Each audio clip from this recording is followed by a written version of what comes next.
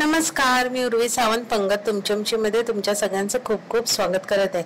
आज मी तुमच्याबरोबर street style पावभाजीची recipe share करणार आहे। अगदी हॉटेलमध्ये मिळते ना तशीच आपली ही पावभाजी होणार आहे। तर चला सुरुवात करूया। 4 मीडियम साइज टोमॅटो बारीक चिरून घेतले आहेत, 4 छोटे बटाटे उकडून घेतले आहेत, 2 छोटे कांदे बारीक चिरून घेतले आहेत, 1 छोटा बीट उकडून किसून घेतला आहे, 4 छोटे शिमला मिरची चिरून घेतल्या आहेत, अर्धी वाटी मटार वाफवून घेतले आहेत, अर्धी वाटी फ्लावर मीठ आणि हळद घालून वाफवून घेतलेला आहे। आता हॉटेल सारखी टेस्ट येण्यासाठी इथे एक पेस्ट बनवायची आहे।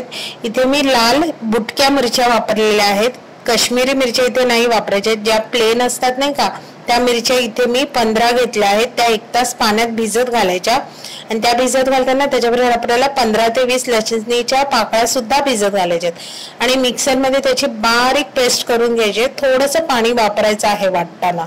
आता एका मोठ्या कढईत मी थोडं तेल आणि थोडं बटर घेतलं आहे। तेल बटर चांगलं गरम झालं की त्याच्यात आपण थोडं जिरं घालायचं। जिरं चांगलं तडतडलं की आपण बारीक चिरलेले कांदे घालून चांगले गुलाबीसर होईपर्यंत आपल्याला इथे परतायचे आहेत। कांदे जास्त आपल्याला लाल करायचे नाहीत, फक्त थोडे हलका रंग चेंज झाला की आपण त्याच्यात काय करायचं, चिरलेली शिमला मिरची आहे ती त्याच्यात ऍड करायची आणि शिमला मिरची घालून व्यवस्थित चांगलं परतून घ्यायचंय। आता एक 5-1 मिनिटांनी शिमला मिरची चांगली परतून झाली की त्याच्यात बारीक चिरलेला टोमॅटो, उकडलेला बटाटा, वाफवलेला फ्लावर, वाफवलेले मटार, उकडून बारीक किसलेलं बीट आणि 10 हिरव्या मिरचीची पेस्ट घालायची आहे। त्याच्यात पावभाजी मसाला, कसुरी मेथी घालून व्यवस्थित चांगलं आपल्याला एकत्र सगळं ते मिक्स करायचं आहे।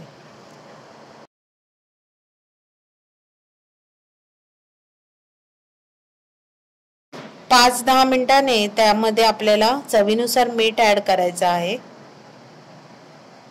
आणि तयार केलेली मिरचीची पेस्ट आहे ती सगळी एकत्र नाही घालायची। सुरुवातीला मी 2 ते 3 चमचे इथे ऍड केली आहे। मिरचीची पेस्ट ऍड करून आपल्याला ती भाजी व्यवस्थित मिक्स करून घ्यायची आहे। ही भाजी व्यवस्थित मिक्स होण्यासाठी इथे मी पावभाजीचा स्मॅशर वापरलेला आहे। त्या स्मॅशरने आपल्याला भाजी चांगली मिक्स करायची आहे।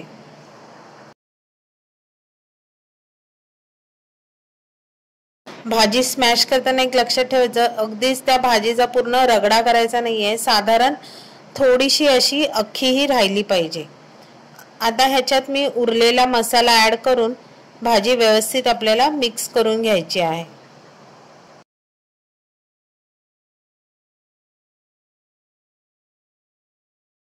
आता ह्याच्यात आपल्याला थोडं थोडं गरम पाणी घालून आपल्याला भाजीची कन्सिस्टन्सी ऍडजस्ट करायची आहे।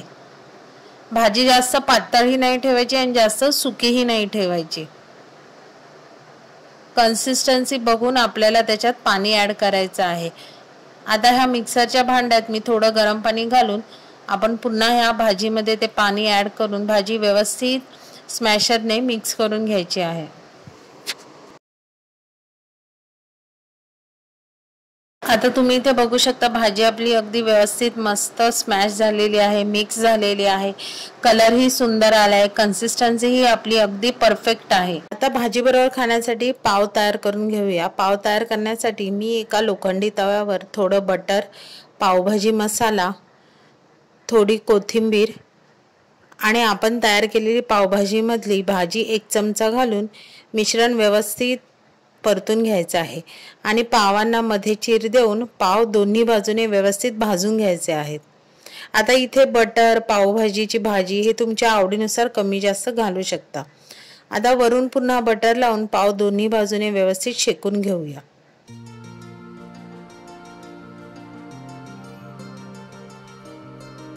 कलर न वापरता सुद्धा पावभाजी किती सुरेख दिसते आहे, खायला अतिशय चविष्ट, अगदी हॉटेल सारखी टेस्ट आहे।